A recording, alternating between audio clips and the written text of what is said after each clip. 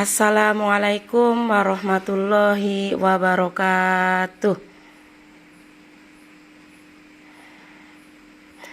Sebelum kita mulai pelajaran, marilah kita membaca doa terlebih dahulu.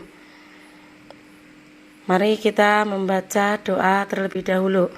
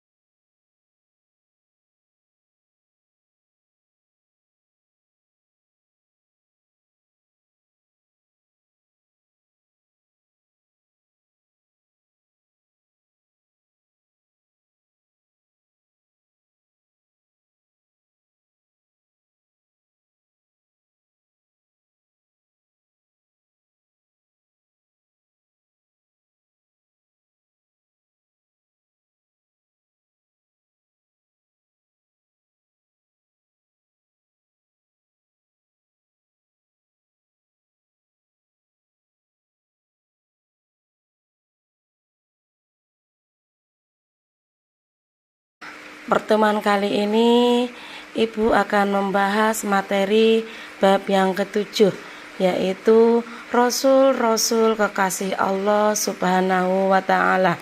Kita melakukan pembelajaran, mari kita membaca doa terlebih dahulu. Bismillahirrahmanirrahim. Raditu billahi robba wa bil islami dina wa bi muhammadin nabiyya wa rasula. Rabbi zidni ilma warzuqni fahma. Amin.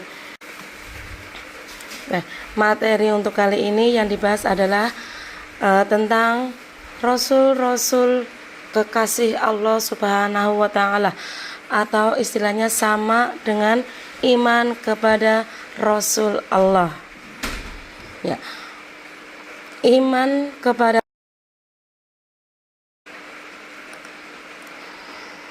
mengimani Rasul-Rasul Allah Subhanahu wa Ta'ala merupakan kewajiban hakiki bagi seorang muslim, karena merupakan bagian dari rukun iman yang tidak dapat ditinggalkan. Sebagai perwujudan iman tersebut, kita wajib menerima ajaran yang dibawa Rasul-Rasul Allah Subhanahu wa Ta'ala tersebut. Perintah beriman kepada Rasulullah Subhanahu wa Ta'ala terdapat dalam surat An-Nisa ayat yang ke-136. Ta'ala terdapat dalam surat An-Nisa ayat yang ke-136. Bunyinya, Bismillahirrahmanirrahim. Ya ayyuhalladzina aminu billahi wa rasulih wal kitabil ladzi nazzala ala rasulihi wal kitabil ladzi anzala min qabl. Aman yakfur billahi wa malaikatihi wa kutubihi wa rusulihi wal yaumil akhiri faqad dhalla dhalalan ba'ida. Yang artinya, wahai orang-orang yang beriman, tetaplah beriman kepada Allah Subhanahu wa Ta'ala dan Rasulnya, yaitu Muhammad, dan kepada kitabnya, yaitu Al-Quran, yang diturunkan kepada Rasulnya, serta kitab yang diturunkan sebelumnya. Barang siapa ingkar kepada Allah Subhanahu wa Ta'ala, malaikat-malaikatnya, kitab-kitabnya, rasul-rasulnya, dan hari kemudian, maka sungguh orang itu telah tersesat sangat jauh. Quran Surat An-Nisa ayat 136. Sifat-sifat Rasulullah. Rasul sebagai utusan Allah Subhanahu wa taala memiliki sifat-sifat yang melekat pada dirinya. Sifat-sifat ini sebagai bentuk kebenaran seorang rasul. Sifat-sifat tersebut adalah sifat wajib, sifat mustahil, dan sifat jaiz. Yang pertama, sifat wajib. Sifat wajib di sini artinya sifat yang pasti ada pada rasul. Tidak bisa disebut seorang rasul jika tidak memiliki sifat-sifat ini. Sifat wajibnya rasul ada 4. Yang pertama adalah as-siddiq. Kemudian yang kedua al-amanah. Kemudian yang ketiga tabligh. Dan yang keempat adalah fatonah.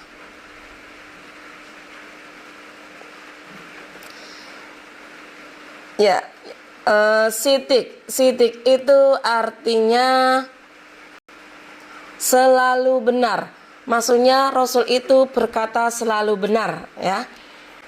Kemudian al-amanah artinya Rasul selalu dapat dipercaya.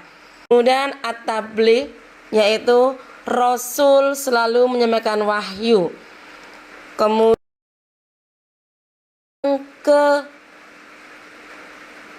keempat adalah fatonah, yaitu artinya cerdas.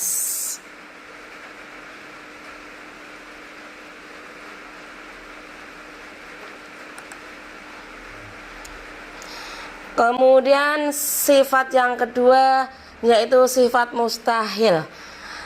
Sifat mustahil adalah sifat yang tidak mungkin ada pada Rasul. Nah, sifat ini yang lawannya dari sifat wajib, ya. Sifat mustahil ini lawan dari sifat wajib, yaitu sama, ada 4. Yang pertama adalah al-kidhib. Al-kidhib artinya mustahil Rasul itu bohong atau dusta. Semua perkataan dan perbuatan Rasul tidak pernah bohong atau dusta. Al-khiyanah, al-khiyanat yaitu mustahil Rasul itu khianat. Semua yang diamanatkan kepadanya pasti dilaksanakan. Firman Allah yang terdapat dalam surat Al-An'am ayat 106. Bunyinya, Bismillahirrahmanirrahim. Ittabi' ma uhiya ilaika min rabbik la ilaha illa huwa wa a'rid 'anil musyrikin. Yang artinya, ikutilah apa yang telah diwahyukan kepadamu Muhammad, tidak ada Tuhan selain Dia, dan berpalinglah dari orang-orang musyrik. Kemudian sifat mustahil yang ketiga adalah al-kitman. Al-kitman yaitu mustahil Rasul menyembunyikan kebenaran. Setiap firman yang ia terima dari Allah Subhanahu wa taala pasti ia sampaikan. Seperti yang terdapat dalam surat Al-An'am ayat 50. Bunyinya, Bismillahirrahmanirrahim.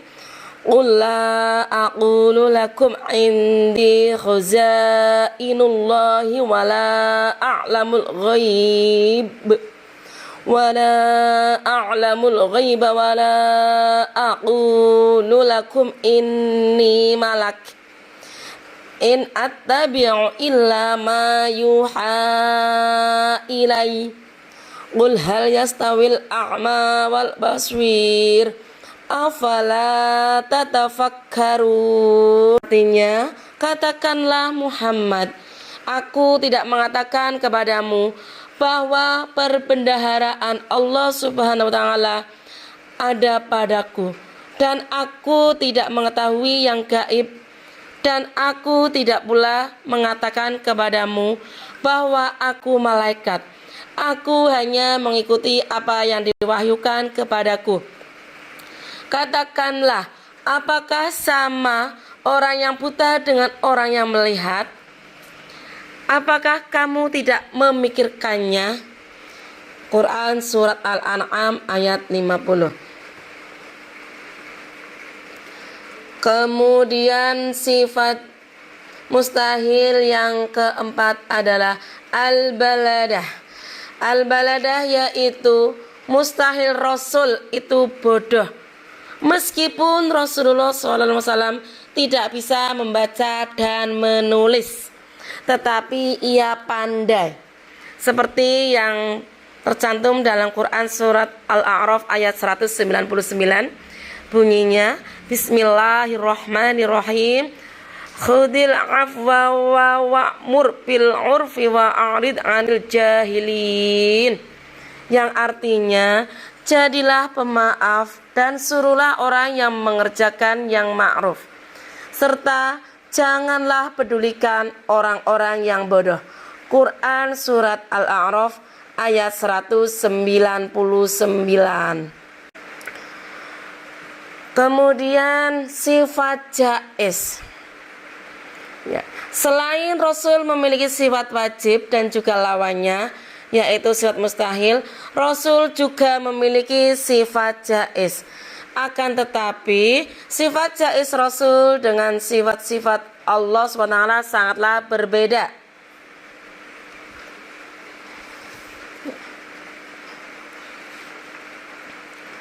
Sangatlah berbeda, yaitu seperti yang terkandung dalam ayat yang ke-33 Quran Surat Al-Mu'minun. Bunyinya, Bismillahirrahmanirrahim. Ma hadza illa basyarum mithlukum ya'kulu mimma ta'kuluna min Ya'kulu mimma ta'kuluna minhu wa yashrabu mimma tashrabun. Yang artinya, orang ini tidak lain hanyalah manusia seperti kamu. Dia makan seperti apa yang kamu makan, dan dia minum seperti apa yang kamu minum. Quran Surat Al-Mu'minun ayat 33. Rasul juga memiliki sifat-sifat yang tidak terdapat pada selain Rasul, yaitu seperti berikut. Yang pertama adalah ismatur Rasul. Ismatur Rasul adalah orang yang maksum, terlindung dari dosa dan salah dalam kemampuan pemahaman agama, ketaatan, dan menyampaikan wahyu Allah Subhanahu wa Ta'ala. Oleh karena itu, seorang Rasul selalu siaga dalam menghadapi tantangan dan tugas apapun. Kemudian yang kedua, iltizamur Rasul. Iltizamur Rasul adalah orang-orang yang selalu komitmen dengan apapun yang mereka ajarkan. Mereka bekerja dan berdakwah sesuai dengan arahan dan perintah Allah Subhanahu wa Ta'ala. Selain karena diperintahkan oleh Allah Subhanahu wa Ta'ala, juga ada manfaat dan hikmah yang dapat diambil dari beriman kepada Rasul. Di antara manfaat dan hikmah beriman kepada Rasul adalah sebagai berikut. Yang pertama, makin sempurna imannya. Kemudian yang kedua, terdorong untuk menjadikan contoh dalam hidupnya. Kemudian yang ketiga, terdorong untuk melakukan perilaku sosial yang baik. Kemudian yang keempat, memiliki teladan dalam hidupnya. Kemudian yang kelima, mencintai para rasul dengan cara mengikuti dan mengamalkan ajarannya. Firman Allah Subhanahu wa Ta'ala, Bismillahirrahmanirrahim. Qul in kuntum tuhibbunallah tuhibbunallaha fattabi'uni yuhibbukumullah. Fattabi'uni yuhibbukumullah wa yaghfir lakum dzunubakum wallahu ghafurur rahim. Yang artinya, katakanlah Muhammad, jika kamu mencintai Allah Subhanahu wa taala, ikutilah aku, niscaya Allah Subhanahu wa taala mencintaimu dan mengampuni dosa-dosamu. Allah Subhanahu wa taala Maha Pengampun, Maha Penyayang. Quran surat Ali Imran ayat 31. Kemudian yang ketiga, giat dan rajin bekerja mencari rezeki yang halal sesuai dengan keahliannya. Kemudian yang keempat, selalu mengingat, memahami dan berperilaku sesuai dengan tuntunan Rasulullah SAW. Kemudian yang kelima, melakukan usaha-usaha agar kualitas hidupnya meningkat ke derajat yang lebih tinggi. Adapun usaha-usaha tersebut misalnya seperti memelihara dan meningkatkan iman dan takwa kepada Allah, kemudian memelihara dan meningkatkan kesehatan jasmani dan rohani, kemudian meningkatkan ilmu pengetahuan yang bermanfaat. Kemudian yang keenam, terus berdakwah agar ajaran yang dibawa Rasul tidak sirna. Ya, itu materi yang telah dibahas. Oke, selanjutnya adalah LKPD atau Lembar Kerja Peserta Didik. Soal yang pertama, jelaskan pengertian iman kepada Rasul. Kemudian yang kedua, apa perbedaan antara Nabi dan Rasul? Kemudian yang ketiga, sebutkan sifat wajib bagi Rasulullah Subhanahu wa taala. Kemudian yang keempat, sebutkan tugas-tugas Rasulullah Subhanahu wa taala. Kemudian yang terakhir, 5, apa hikmah iman kepada Rasulullah Subhanahu wa taala. Sekian dari saya. Kurang lebihnya mohon maaf. Terima kasih. Wassalamualaikum warahmatullahi wabarakatuh.